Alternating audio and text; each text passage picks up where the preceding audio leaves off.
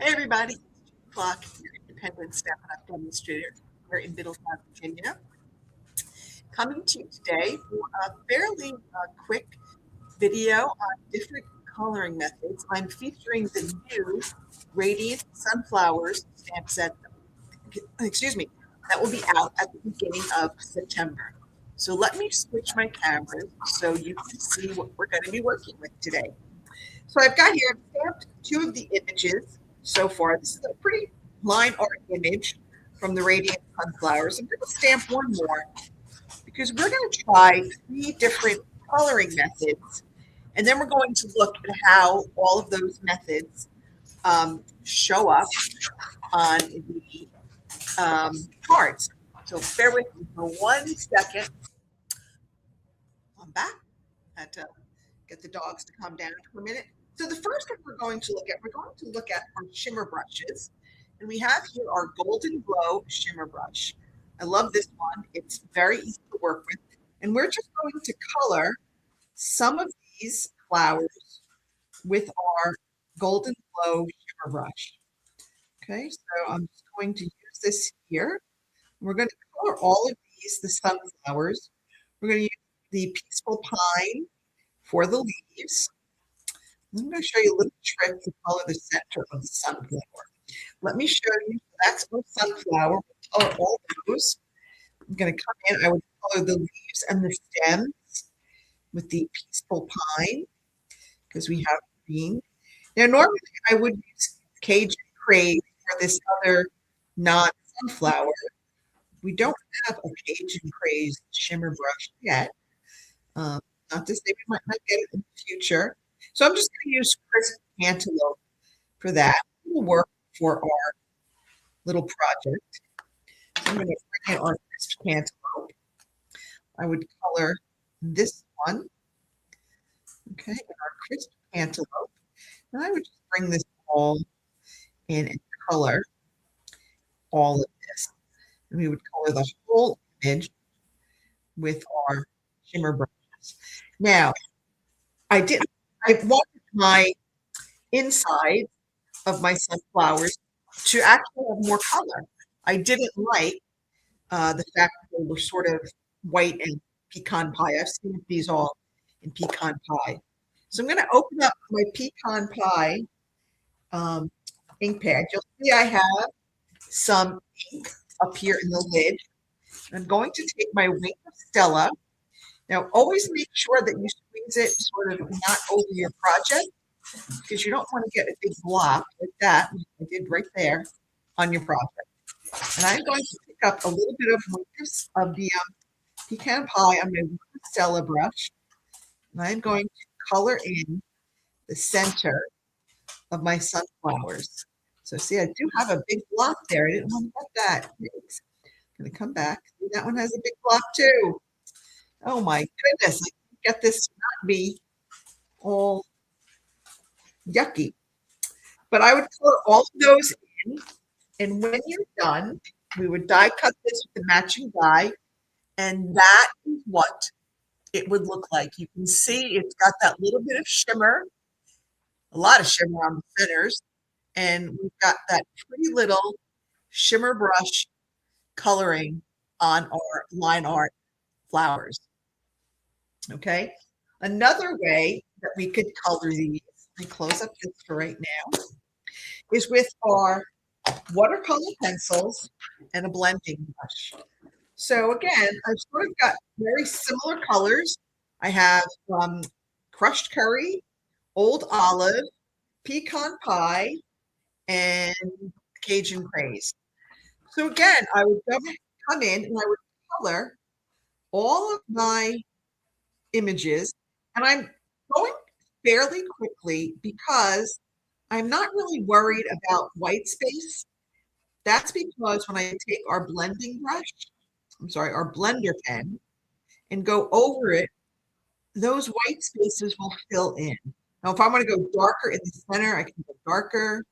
If I want to add some texture somewhere else, you can go back and do that. All right, same thing. I color in leaves with my old olive.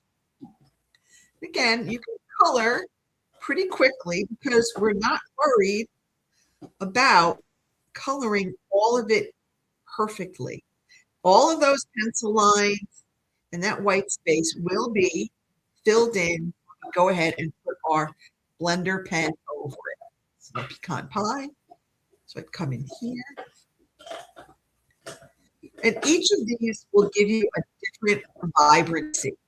I think the watercolor pencils give you the softest look. I think the Stampin Blends, which we're going to use next, really give you the brightest.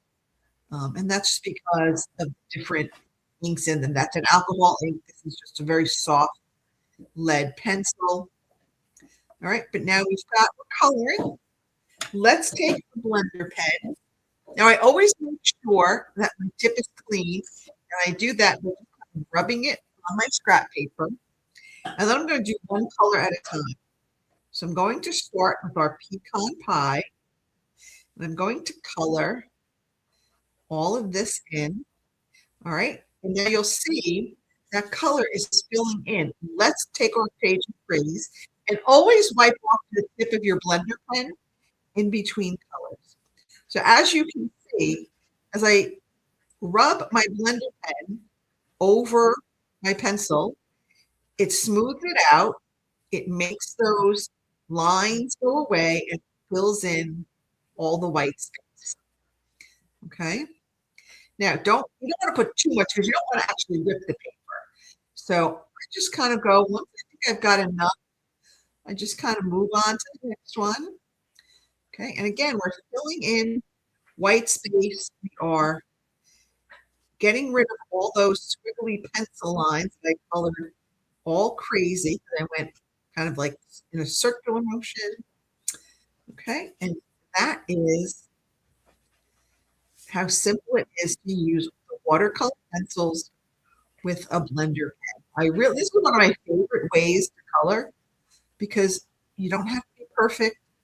That blender pen will cover a multitude of sins. You can go back in if you want to add more. If I wanted to make this Cajun craze a little bit darker, I could go in here. I could add more color. Okay, and then I could come back in with another blender pen and add that. It's going to smooth out those lines and make that a little bit darker in there. See how that made that a little bit darker? All right, let's look at our card with our watercolor pencils. And you'll notice I kept the designs exactly the same, so you can see the difference. So here's our first one. That was our shimmer brushes. This is our blender pens. So again, this is a little bit of a softer tone. It's a softer look. This one is definitely shiny. And then lastly, we're going to use our Stampin Blends. Now we have our light and dark blends. So this is our dark old olive. I think I wanted my light old olive, which was up there. Okay, so I like to start out with the light because I can always come back in with the dark. I usually start with the light to see where I want to color, and then I'll come back in and add shadows with the dark. So I'm just going to come in here first. I've got my light old olive. I'm just going to color some of the leaves. I'm trying to color the bigger ones so you can see. Okay, then I'm come back in. I would come back in with a darker one, and I might add some lines like. See, this is all I need a new one. That brush tip is all messed up. So I'm going to come in here. I'm going to just kind of highlight the vein lines. Okay, and see how that little bit of texture there. I wanted to add some shadow in here. I could come around here. Okay, again, I've got pecan pie starting with our light.